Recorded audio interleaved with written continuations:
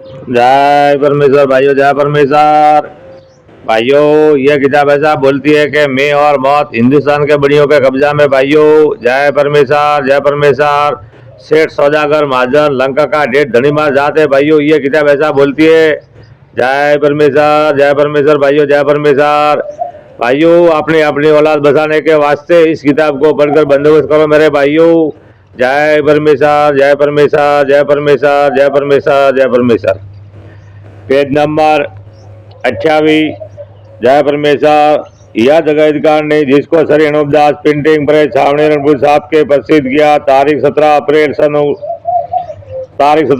सन 1909 जा वैशाख बुध भारत संवत 1965। जय परमेश्वर, जय परमेश्वर। Page number 29। जय परमेश्वर। Page number 29।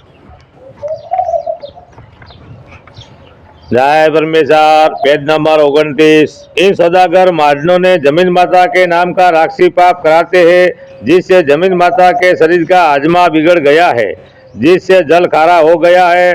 और जो जब जिसको कि तुम तमाम जान के लोग सतना सागर और समुद्र समुद्र कहते हो, वो जमीन माता की ओजड़ी है। और जिनों को की नदियां बोलते हो, वो जमीन माता के शरीर की आतड़ियां है। और जो कि छोटे नाले दिखाई देते हैं, वो जमीन माता के शरीर की नाड़ा है। कि जिस तरह से आदमी जिस तरह से के अपने शरीर में जिस कदर चीज़ें या नाड़ा वगैरह है, उसी तरह से जमीन माता के शरीर में भी कुल चीज़ें नाड़ा वगैरह है। और जबकि तुम लोग पानी पीते हो तो आंतड़ों और नाड़ों के अंदर होकर ओजड़ी में पहुंचता है। उसी तरह से इस बात को भी समझना चाहिए कि जब में बरसते हैं, जब जमीन माता पानी पीती है, जब वो बरसात का पानी नदियों के रास्ते होकर रत्ना सागर में पहुंचता है, सो सब दुनिया देखती है कि रत्ना सागर का जल खारा हो गया है। और बल राजा के बाद से इन बनियों ने इंद्रजाल का पाप चलाया है, जिससे रत्ना सागर का जल खारा हो गया है। जिसकी खास वजह यह है कि जब तुम खाना खाते हो और हजम नहीं होता है और पेट में दर्द हो जाता है, तो उस वक़्त में कैसी शक्ति उठानी पड़ती है और मारी तकलीफ के कुछ नहीं सुहाता है। तो उसी तरह से जमीन माता का भी हजमा बिगड़ गया है, जिससे रत्ना सागर का जल खारा हो गया है। और सिवाय इसके और कैसी कैसी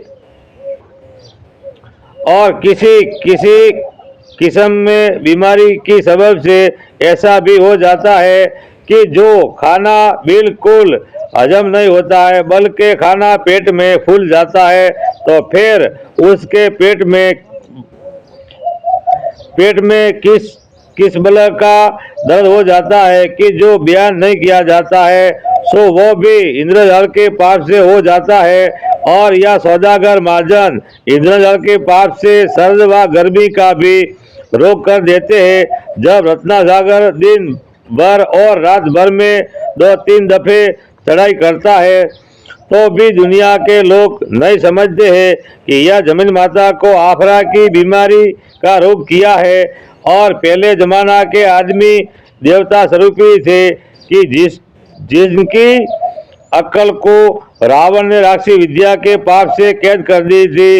इससे दुनिया स्वर्ग को भूल गई थी और रावण ने तो स्वर्ग का राज्य ले लिया था, क्योंकि रावण स्वर्ग में रहता था। सो